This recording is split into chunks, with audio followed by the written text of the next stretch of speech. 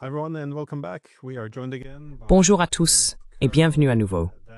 Nous sommes de retour avec le lieutenant-colonel Daniel Davis, vétéran de combat à 4 reprises, récipiendaire de la Bronze Star Medal for Valor et de la Bronze Star Medal for Service. Il est également l'animateur de l'émission Daniel Davis Deep Dive sur YouTube. Donc bienvenue à nouveau dans l'émission. So welcome back to the program. Ravi d'être ici. Merci de m'avoir invité à nouveau. Je vous en suis reconnaissant. So I wanted to first ask you about what is Je voulais d'abord vous interroger sur la situation actuelle en Ukraine, car la guerre a traversé de nombreuses phases différentes, à mesure que la technologie, en particulier celle des drones, s'est développée. Au début, bien sûr, la Russie pensait pouvoir faire pression sur l'Ukraine et l'OTAN pour parvenir à un accord de paix, et cela s'est transformé en une guerre d'usure. Nous avons déjà vu cela. À de nombreux moments, il a semblé que l'armée ukrainienne se dirigeait progressivement vers l'effondrement. Mais ce qui se passe actuellement semble un peu différent, notamment en ce qui concerne l'épuisement de l'armée ukrainienne. Je me demandais simplement comment vous analysez concrètement la situation sur le terrain en ce moment. effectively read the battlefield at the moment. I kind of look at it in similar vein. Oui, je vois les choses d'une manière assez similaire. Les mécaniques de la guerre se déroulent presque comme elles le doivent. Lorsqu'il y a un déséquilibre aussi marqué dans les ressources qui alimentent une guerre d'usure, comme c'est le cas ici, où un camp, les Russes, dispose d'un avantage aérien, d'un avantage en défense antiaérienne, d'un avantage en armement, en capacité industrielle et surtout dans le réservoir de main-d'œuvre. Simplement le nombre de personnes dans lequel ils peuvent puiser. Et de l'autre côté, le camp ukrainien est déficient dans toutes ces catégories. À bien des égards, l'écart se creuse même au fil du temps, notamment en ce qui concerne la main-d'œuvre. Le seul domaine où il y a une certaine parité, c'est celui des drones.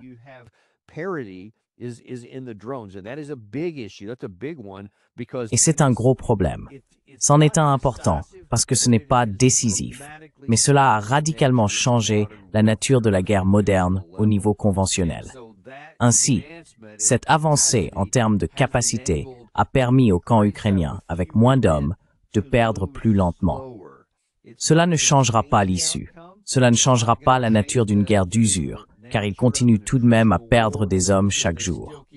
Il continue aussi à infliger des pertes au camp russe chaque jour, mais pas autant à cause de la manière dont les Russes combattent. Et il n'y a tout simplement pas autant d'hommes ukrainiens. Et vous avez pu constater, surtout au cours des 4 ou 5 derniers mois, et Julian Röpke, le journaliste allemand, en a vraiment beaucoup documenté, que la densité des forces du côté ukrainien ne cesse de diminuer.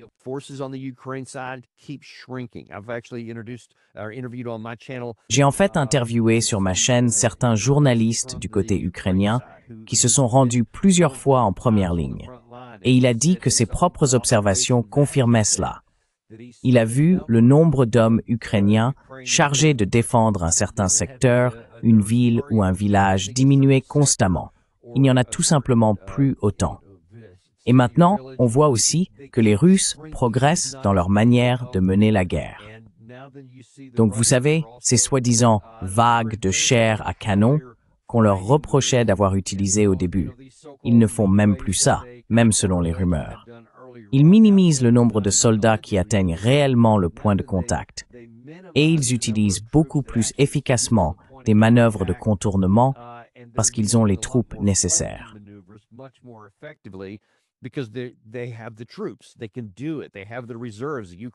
Ils peuvent le faire. Ils ont les réserves. Le camp ukrainien n'en a pas. Et lorsqu'ils subissent une percée ou une perte dans une zone, ils doivent déplacer des troupes d'ailleurs. Mais alors, les Russes augmentent la pression à cet endroit et ils commencent à reculer. C'est un peu comme essayer de boucher une digue avec ses doigts. On finit par manquer de doigts, mais les trous continuent d'apparaître et l'eau continue de s'infiltrer. Et je pense que c'est à peu près là où nous en sommes. Quand on regarde la situation actuelle sur le champ de bataille, on voit que c'est surtout autour de Pokrovsk, qui est un peu la zone centrale, et c'est clairement l'effort principal des Russes en ce moment, Ils mènent aussi des actions de soutien à Kupiansk, au nord du front Est, et à Kherson, au sud du front Est. Mais dans la région de Pokrovsk et celle de Konstantinovka, il y a plusieurs poches qui sont en train de se former.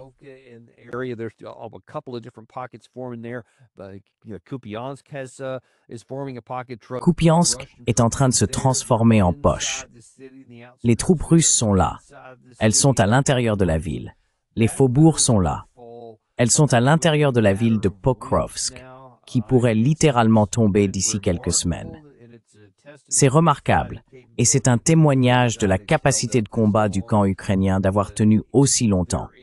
Mais il y a un point de rupture, et je pense qu'il s'en approche là-bas. Si cela tombe aussi, et selon la manière dont cela se passe, cela pourrait ouvrir de nouvelles voies d'exploitation pour l'armée russe. Ils sont déjà dans la région de Dnipropetrovsk. Ils sont aussi dans la région de Sumy. Ils sont dans la région de Kharkiv. Donc vous voyez, il y a de nombreux endroits où les combats se déroulent. Le camp ukrainien n'a tout simplement pas la main-d'œuvre ni les ressources pour défendre indéfiniment sans finir par céder quelque part.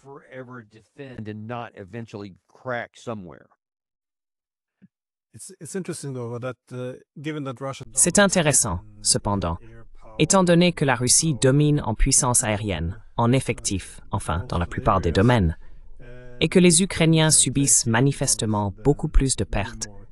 Pourquoi voit-on encore dans les médias occidentaux que les Ukrainiens bénéficient de taux d'attrition favorables? C'est-à-dire que les Russes perdraient plus d'hommes que les Ukrainiens, alors que cela ne semble pas cohérent avec les indicateurs que nous observons sur le champ de bataille.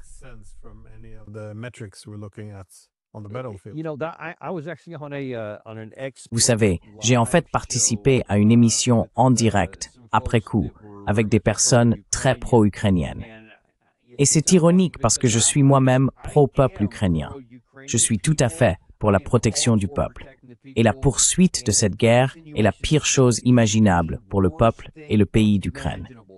Donc je me soucie bien plus du côté ukrainien que du côté russe.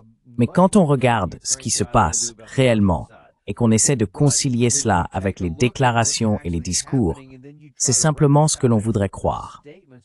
Dans cette émission sur X dont je parlais, quelqu'un disait avoir vu quelque part dans un manuel militaire qu'une force attaquante doit avoir un avantage de 3 contre 1 sur la force défensive.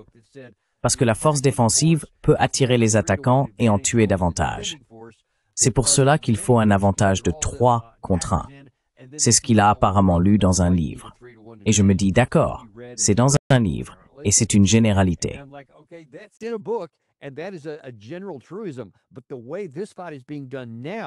Mais la façon dont ce combat se déroule actuellement, c'est que les Russes se sont adaptés et ont changé leur tactique ainsi que leur manière d'aborder ces situations.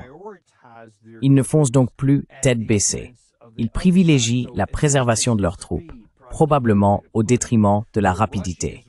Ainsi, la Russie est prête à prendre beaucoup plus de temps pour atteindre un objectif en donnant la priorité à la puissance de feu, drones, missiles, artillerie, roquettes, frappes aériennes, etc. Ils vont pulvériser une zone plutôt que d'envoyer une grande vague d'infanterie ou de blindés pour essayer de percer.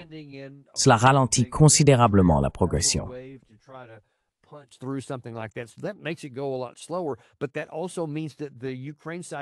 Mais cela signifie aussi que le camp ukrainien subit un niveau de feu écrasant.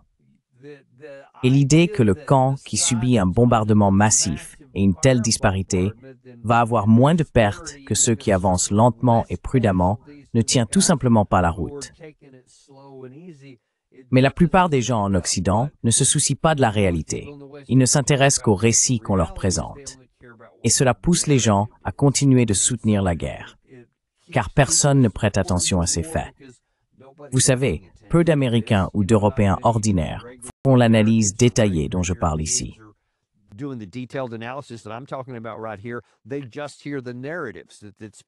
Ils se contentent d'écouter les récits racontés par ces soi-disant experts. Ils voient des généraux 4 étoiles, des membres du Parlement ou des dirigeants de différents pays, et ils entendent ces déclarations et les prennent pour argent comptant parce qu'ils le veulent bien. Si quelque chose donne l'impression que la situation est pire pour la Russie, c'est une bonne chose pour la plupart des gens en Occident. Et donc ces dirigeants exploitent cela et passent à autre chose. Le problème, c'est qu'on ne peut maintenir cette illusion que pendant un certain temps, car la réalité du terrain finira par s'imposer. À un moment donné, la communication et la vérité vont s'affronter, et la vérité l'emportera à chaque fois, à 100%. On ne peut pas travestir la réalité indéfiniment.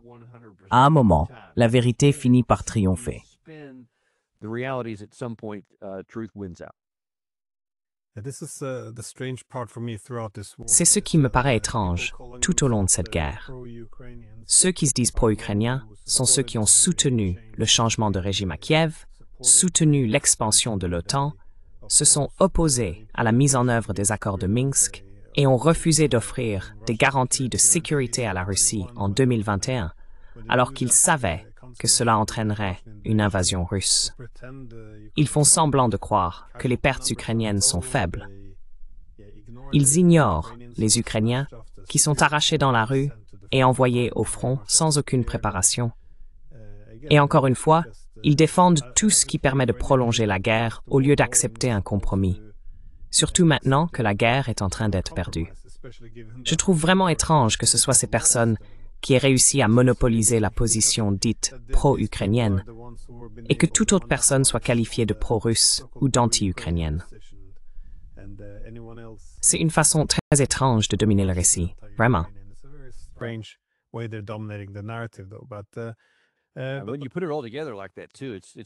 Quand on met tout cela bout à bout, c'est vraiment un argument de poids pour montrer. Toutes ces choses que vous avez mentionnées sont contre-productives pour le peuple ukrainien, le pays, la terre et les villes. Et je ne comprends pas pourquoi cela dure aussi longtemps. Nous en sommes à 3 ans et demi maintenant, et trop de gens ne comprennent toujours pas. Je trouve cela vraiment triste.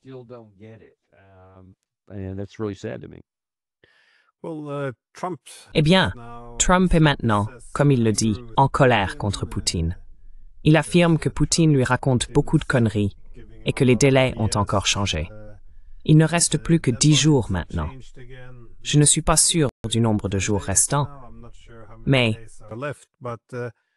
le 9 août est le 10e jour. Le 9 août. D'accord. Alors, selon vous, que va-t-il se passer ce jour-là? Eh bien, ce que Trump a dit, c'est qu'il va y avoir des sanctions. Maintenant, s'il y aura d'autres mesures, nous verrons bien. Mais le paquet de sanctions Blumenthal et Lindsey Graham, que Blumenthal défend, affirme toujours avec force qu'il faut un tarif de 500% sur toute personne faisant affaire avec la Russie, et non 100%, ce qui en soi est un peu absurde. Il y a peu de chances que cela fonctionne réellement, que cela entraîne un véritable changement dans les sanctions secondaires, notamment avec la Chine, l'Inde, le Brésil et plusieurs autres pays qui achètent des produits pétroliers russes, ainsi qu'un certain nombre de pays européens qui en reçoivent encore. On peut donc se demander si Trump dira « Ok, je ne vais pas sanctionner les Européens, donc on va les laisser passer ».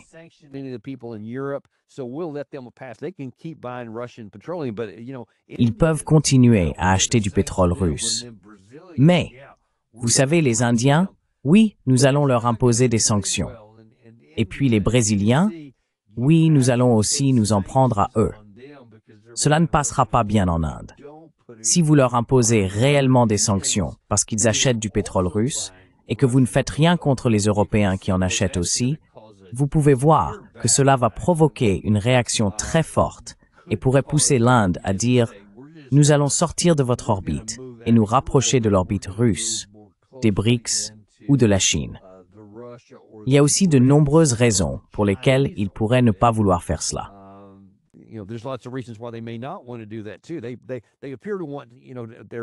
Ils semblent vouloir leur propre indépendance politique et économique, être des acteurs autonomes, faire tout ce qu'ils estiment être dans leur intérêt national. Mais ils ne veulent pas être contraints d'entrer uniquement dans l'orbite américaine, et je doute qu'ils le fassent. Donc la question est, que va-t-il se passer à ce sujet? Ce que je soupçonne, c'est qu'en réalité, Trump va imposer un nouveau paquet de sanctions à la Russie. Et la Russie va simplement dire « Ok, nous nous sommes rendus pratiquement insensibles aux sanctions. Peut-être que ça fera un peu mal. Mais, je veux dire, la Russie s'est effectivement rendue insensible aux sanctions, puisque 18 paquets de sanctions de l'Occident depuis le début de cette guerre n'ont entraîné aucun changement de réaction. Il est donc absurde de penser qu'un nouveau paquet va changer quelque chose alors que les précédents n'y sont pas parvenus.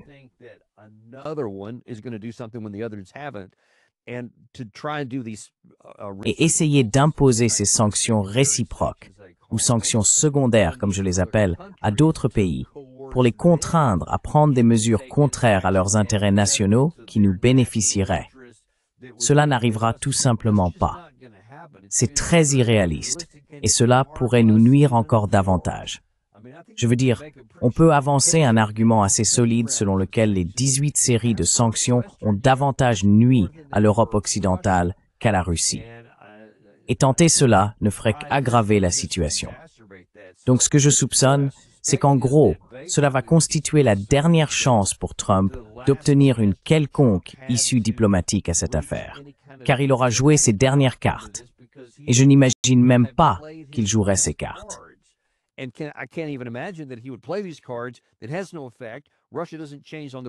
Cela n'a aucun effet.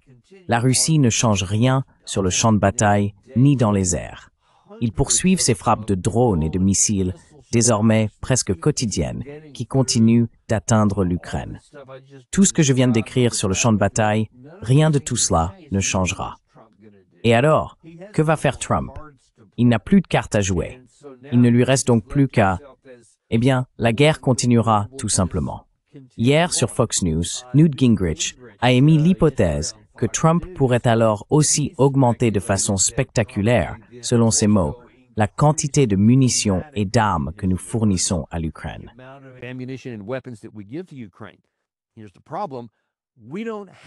Voici le problème.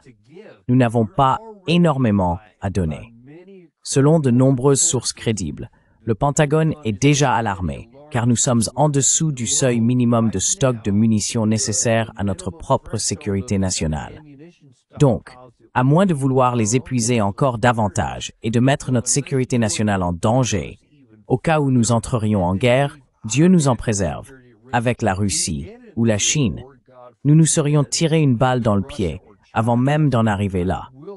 Et je ne pense tout simplement pas que Trump ferait cela, car ça ne changerait rien de toute façon.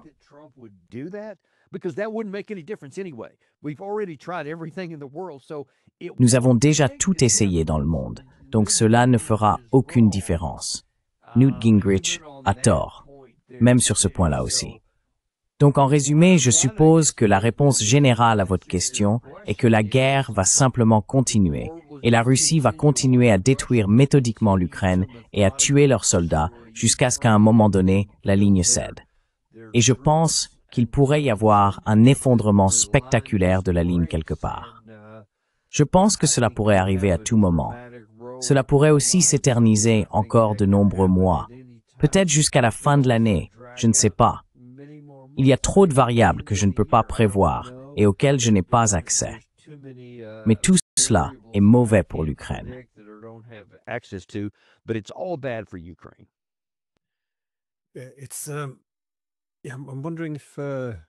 Je me demande si Trump comprend vraiment la Russie, car il est passé de parler de l'expansion de l'OTAN à évoquer soudainement des casques bleus européens en Ukraine pour superviser un cessez-le-feu.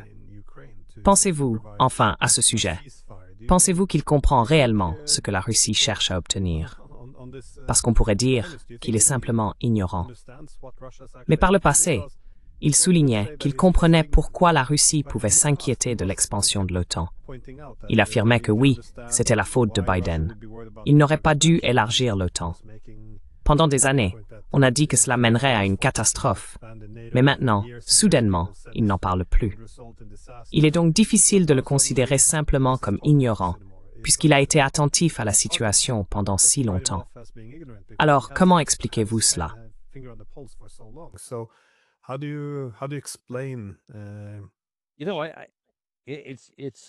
Vous savez, ce n'est pas clair pour moi. Je pense que cela sera probablement largement sans importance. Il n'y aura pas de paix à maintenir.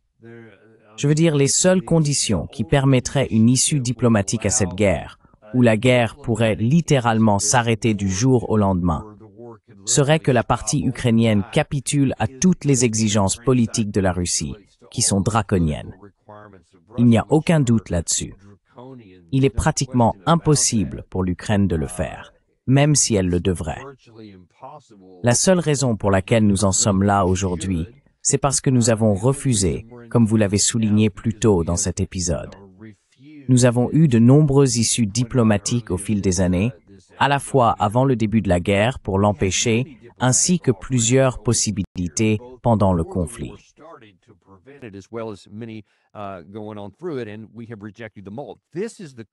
Et nous les avons tous rejetés. C'est le prix à payer pour ne pas avoir réussi à empêcher la guerre de commencer ou à saisir l'une de ces autres issues diplomatiques.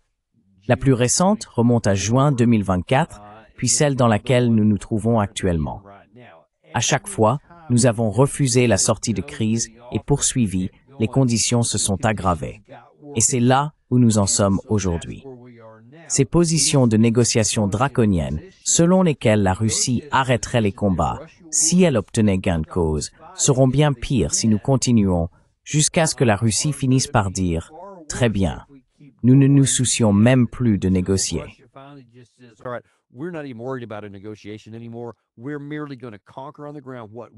Nous allons simplement conquérir sur le terrain ce que nous estimons nécessaire pour garantir notre sécurité face à l'ensemble du monde occidental. Et quelle que soit la manière dont ils choisissent de le définir, c'est ce qui restera. Et il n'y aura alors plus de conditions. Ce sera simplement « voici ce que vous obtenez de ce que nous n'avons pas détruit », etc. Donc la situation va empirer. Je ne pense donc pas qu'il y aura une quelconque solution négociée. Je pense que nous avons perdu cette opportunité. Et je pense que ce sera scellé le 9 août, lorsque Trump fera ce qu'il compte faire en réponse à l'expiration de son ultimatum de 10 jours.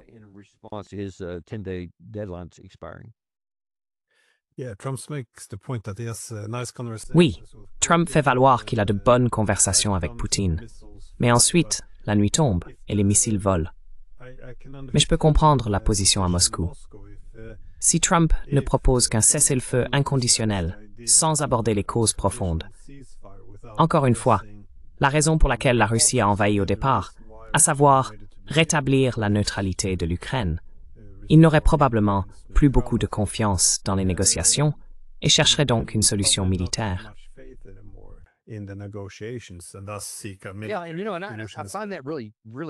Oui, et vous savez, je trouve ça vraiment étrange de la part du président Trump de parler ainsi, parce qu'il ne cesse de répéter, vous savez, 4 ou 5 fois, « Nous pensions avoir un accord », et Poutine me parle gentiment le matin, puis il y a des missiles qui volent la nuit.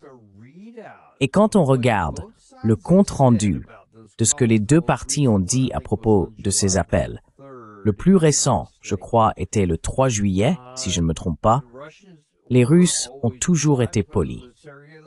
Sergei Lavrov dit « Nous sommes professionnels, nous sommes diplomates, et nous n'allons pas nous engager dans toute cette hyperbole et tout le reste, mais nous sommes aussi très fermes sur le fait que ce sont les conditions. » Donc il n'y a aucune preuve que Poutine ait jamais dit autre chose que « Nous arrêterons de nous battre si ces conditions sont remplies. » Et quand ces conditions ne sont pas remplies, il fait ce qu'il a dit.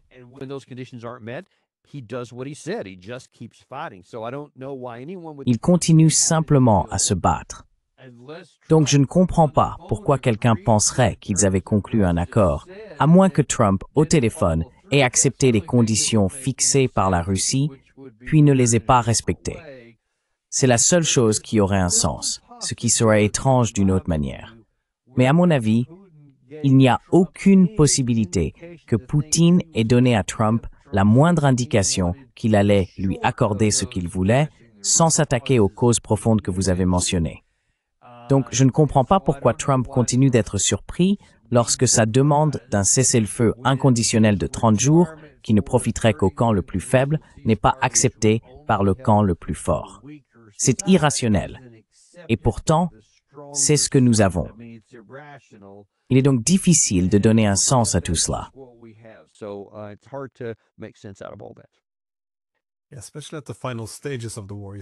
Surtout, aux dernières étapes de la guerre, on voit l'effondrement s'intensifier. Et c'est à ce moment-là qu'il faut aller voir les Russes et leur demander de capituler. Concrètement, s'ils mettent fin au conflit ou abandonnent leur principal objectif de non-extension de l'OTAN, puis acceptent de nouveaux casques bleus européens, appelons-les ainsi, en Ukraine, cela constituerait une étape vers l'OTAN. C'est un moment étrange pour demander à la Russie de capituler après 3 ans de guerre. Mais comment la Russie réagit-elle à cela? Dernièrement, on a eu plusieurs échéances différentes. La guerre devait se terminer en 24 heures, puis on a parlé de 100 jours, ensuite de 10 à 12 jours. Alors comment interprètent-ils tout cela?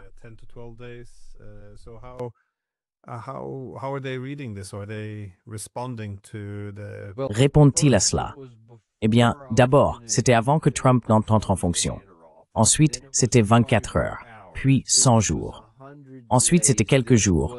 Pas des semaines, mais quelques jours. Puis c'était, quelques semaines. Ensuite, c'était d'accord, 50 jours. Et maintenant, c'est 10. Donc ça fait beaucoup. Et aucun de ces délais n'a eu d'importance. Aucun n'a signifié quoi que ce soit. Il y a eu de nombreuses fois où Trump a menacé toutes sortes de choses sans jamais aller au bout, puis il a simplement changé le calendrier.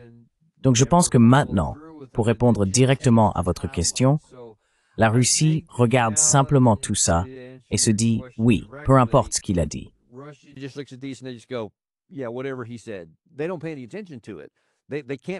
Ils n'y prêtent aucune attention. Ils ne peuvent accorder aucune foi ni confiance à ce que dit Trump. Et peu importe le calendrier que Trump fixe, jour, mois, semaine ou autre, si les conditions posées par les Russes, depuis une position de supériorité, ne sont pas prises en compte, ce que dit l'autre camp n'aura aucune importance. Ils continueront à faire ce qu'ils ont prévu de faire. Ils ont un plan méthodique. Ils disposent des ressources nécessaires pour le mettre en œuvre. Ils ont le temps de le mener à bien, car ils n'ont pas d'objectif à court terme en ce qui concerne le temps.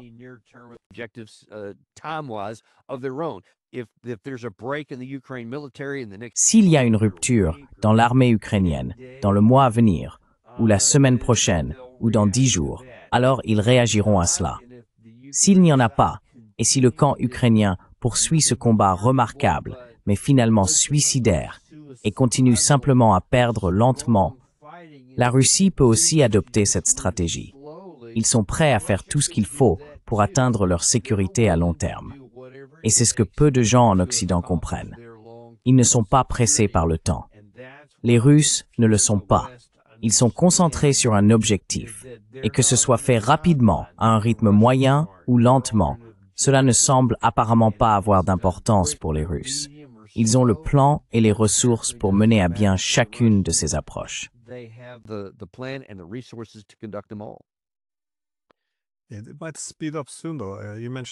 Cela pourrait cependant s'accélérer bientôt. Vous avez mentionné plus tôt ces villes. Pokrovsk, Konstantinivka, Chassivyar et Kupiansk. Mais ce sont toutes de grandes villes qui semblent toutes sur le point de tomber. Eh bien, Konstantinivka probablement plus tard que les autres. Mais ce ne sont pas seulement de grandes villes où l'on peut constituer une force très importante pour avancer. Ce sont aussi des centres logistiques assez cruciaux. Et ensuite, il ne semble pas qu'il reste beaucoup de lignes de front, ou enfin, pas des lignes de front, mais des lignes défensives fortifiées, avant que... Il y en a.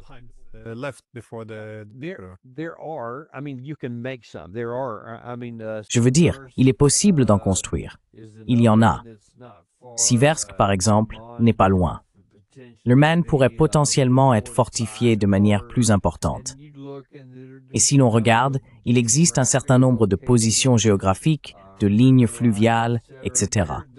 Il y a de nombreux endroits à partir desquels on pourrait se défendre. Donc ils peuvent le faire, s'ils ont les ressources nécessaires pour les construire et le personnel pour les occuper. L'un des problèmes qui a été identifié, Je crois que c'était, il me semble, Julian Röpke, il y a seulement quelques jours, a en fait dit que certaines de ces fortifications, là où elles avaient effectivement été construites, n'avaient pas assez de personnel pour les faire fonctionner.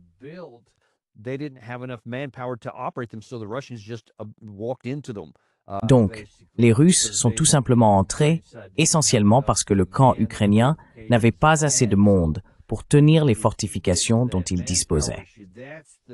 On revient donc toujours à cette question de main-d'œuvre. C'est à mon avis le véritable point central de toute l'affaire. Combien de temps la main-d'œuvre du côté ukrainien va-t-elle durer? Ce n'est pas une question de savoir s'il y a assez de fortifications ou d'autres villes vers lesquelles se replier, etc., mais combien de temps ils parviendront à maintenir l'unité d'une armée cohérente, capable d'assurer ses défenses. Et ça, c'est vraiment impossible à savoir. Honnêtement, pour être franc, je pensais que ce point culminant aurait pu être atteint l'été dernier, à la fin de l'été ou au début de l'automne. Et manifestement, cela ne s'est pas produit. Ce n'est toujours pas le cas. Donc je ne ferai plus de prédictions, si ce n'est que les fondamentaux sont là et que cela arrivera à un moment donné. On ne sait tout simplement pas quand.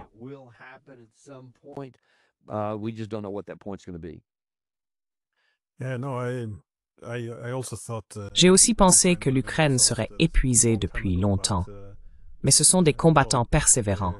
Il faut leur reconnaître cela. Ma dernière question concerne davantage la possibilité que ce délai expire et que les États-Unis s'engagent réellement dans une forme d'action militaire directe contre la Russie. Je pose la question parce que Lindsey Graham a fait ces déclarations, on pourrait dire assez irresponsables, mais il semble pousser à l'escalade. Il a dit que si Poutine veut savoir ce qui se passe après le 10e jour, ou vous savez, à l'époque où c'était 50 jours, il devrait regarder du côté des ayatollahs.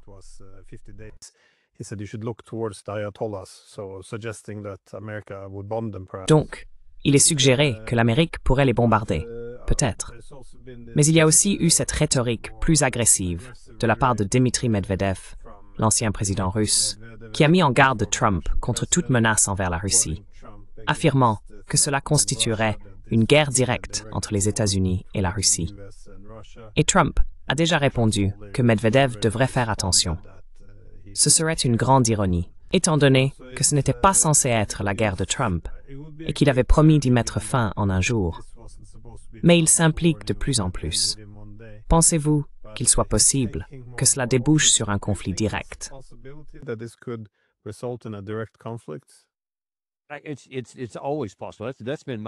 C'est toujours possible. C'est ma principale préoccupation depuis le premier jour de cette guerre.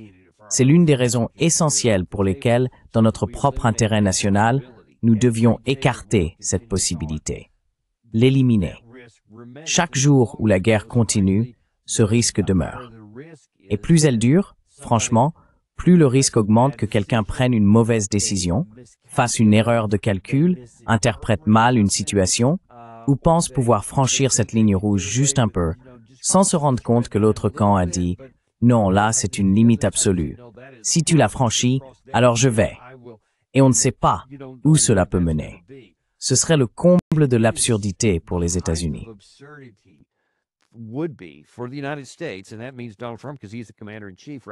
Et cela signifie que Donald Trump, puisqu'il est actuellement le commandant en chef, devrait prendre toute action militaire, quelle qu'elle soit, contre la Russie. C'était soit Newt Gingrich hier, soit peut-être Blumenthal, ou même Lindsey Graham, je ne me souviens plus exactement lequel, qui a dit « Oui, ce qu'il nous faut, c'est aller au-delà du 9 août. » Nous devons être plus agressifs avec des moyens à longue portée qui cibleront plus efficacement pour frapper plus profondément à l'intérieur de la Russie, permettant ainsi au camp ukrainien de le faire avec les capacités américaines ou quelque chose de ce genre. Parce que le problème, je pense que c'est l'une des raisons pour lesquelles je parle de mauvaise évaluation, il y a clairement des gens en Occident qui pensent, eh bien,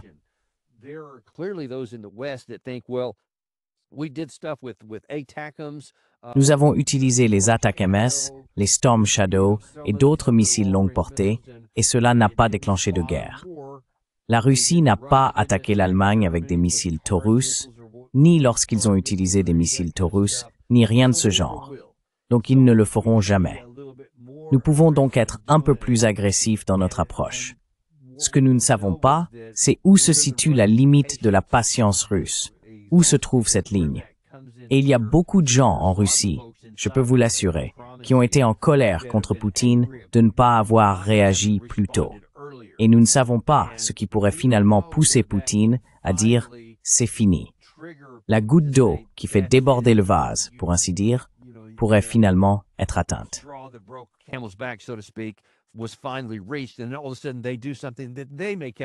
Et tout à coup, ils font quelque chose qu'ils estiment être simplement une réponse du même ordre. C'est juste pour vous envoyer un message. Nous allons frapper ce dépôt de munitions en Pologne ou en Roumanie, ou peut-être cette usine d'armement pour le missile Taurus en Allemagne même, etc., simplement à titre d'avertissement. Et soudain, tout le monde panique. C'est l'heure de l'article 5. Et tout à coup, nous avons cette guerre qui pourrait trop facilement devenir nucléaire. C'est ma grande crainte et l'une des principales raisons pour lesquelles nous devons en finir avec cette situation le plus vite possible. Mais tant que la guerre continue, il restera de la place pour la stupidité, les erreurs de calcul et les mauvaises interprétations, ce qui pourrait potentiellement nous nuire à tous.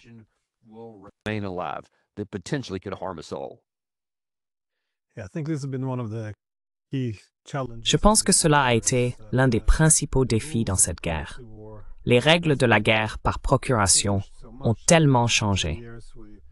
Au cours des 3 dernières années, nous avons travaillé à définir ces règles. Au début, il y avait des gens comme Biden qui disaient qu'on ne pouvait même pas envoyer des F-16, que cela mènerait à la Troisième Guerre mondiale. Maintenant, cela ne pose plus de problème. Donc ce sont ces tactiques du salami ou cet incrémentalisme. On avance petit à petit, puis on normalise la situation. Et chaque fois que les Russes ne ripostent pas, ce n'est pas perçu comme de la prudence, mais comme de la faiblesse. Et cela crée aussi un précédent. Désormais, cela est essentiellement permis dans une guerre par procuration. C'est pourquoi il est assez terrifiant d'entendre le chancelier allemand appeler à prendre la direction du conflit ou de la guerre contre la Russie. Si j'étais à Moscou, je riposterais contre n'importe quel membre de l'OTAN.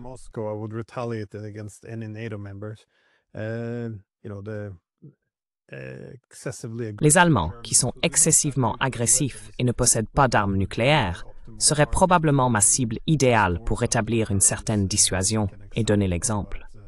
Cependant, je crains que dans ces phases finales, si l'Ukraine s'effondre maintenant, penses-tu que l'Occident pourrait faire quelque chose de stupide? Je veux dire, c'est oui, je le pense.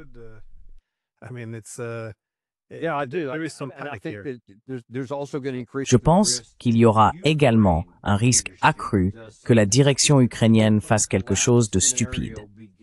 Si un scénario d'effondrement commence à se dessiner et qu'il voit, vous savez, des bataillons entiers ou des fronts commencer à se désintégrer ou à abandonner le combat, et que les Russes commencent littéralement à s'engouffrer dans une brèche ouverte, parce que la Russie dispose, d'après tout ce que j'ai pu comprendre, de troupes d'exploitation positionnées à de nombreux endroits, non pas pour combattre, mais simplement en attente d'un tel événement. S'il y a une percée, ils peuvent soudainement faire entrer beaucoup de monde dans cette zone non défendue.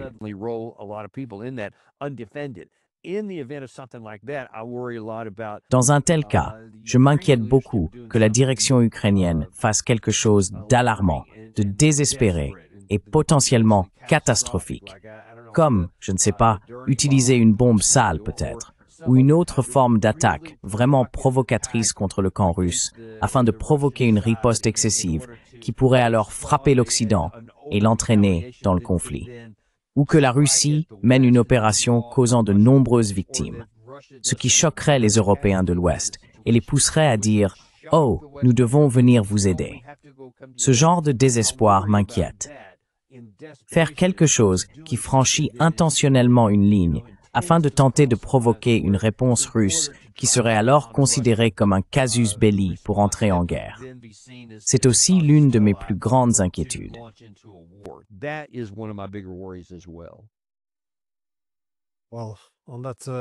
Eh bien, sur cette note terrifiante concernant les dernières étapes de cette guerre, merci beaucoup. Je n'arrive pas à croire que nous en soyons arrivés là. Cela aurait dû être négocié il y a longtemps. Mais nous en sommes là. Absolument. Merci beaucoup. Oui, je suis tout à fait d'accord. Nous devrions régler cela au plus vite. Merci. Thank you.